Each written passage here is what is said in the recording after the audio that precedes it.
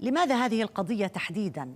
وأعني قضية كوشيب، لماذا هي مهمة؟ لماذا لها رمزية وخاصة جداً بالنسبة إليك؟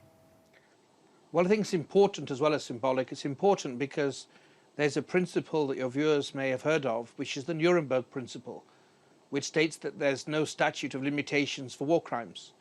Now, this trial was the first case arising out of the first situation referred to my office by the Security Council in 2005. Now, I've been prosecutor since June 2021. But it is important that the first time we've started a trial, we managed to call witnesses in difficult circumstances. The courage of victims and witnesses is amazing. I mean, they're the heroes of the story, that they have the courage and the belief that despite having lost loved ones, despite being displaced, despite having their identity, their community targeted, they believe that this international architecture that's being created, whether it's the United Nations or the ICC, can give them some justice or at least ensure accountability. And so it is important that that promise of justice has some tangible results for these victims, because otherwise, if they feel invisible, if they feel that they're too poor, they're too weak, they're too unimportant for their lives to matter, we will no doubt continue the cycle of violence that we've seen in other parts of the world, and actually the cycle of violence we've seen in Sudan. But it's also important that one trial doesn't mean justice for all of the people of Sudan. It's very important there is one trial. It's very important it comes to a conclusion.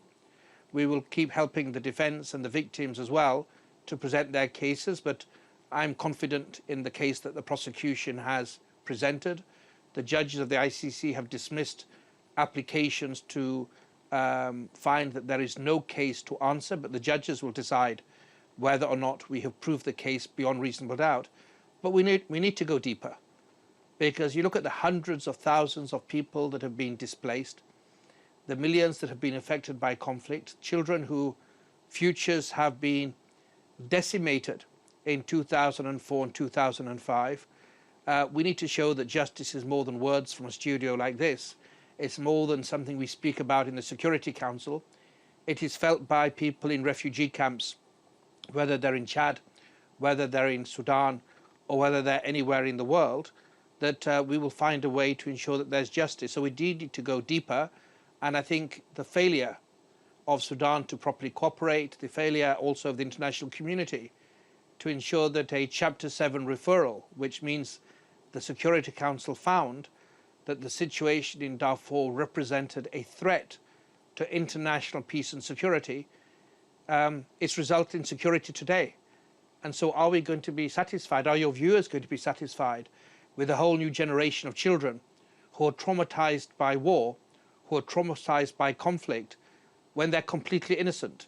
And unless we ensure justice and realize that without justice there's no chance of reconciliation, God forbid we're going to repeat this cycle of violence that really we should render extinct. But we will do so by working together and delivering on justice, because the people of Darfur deserve no less.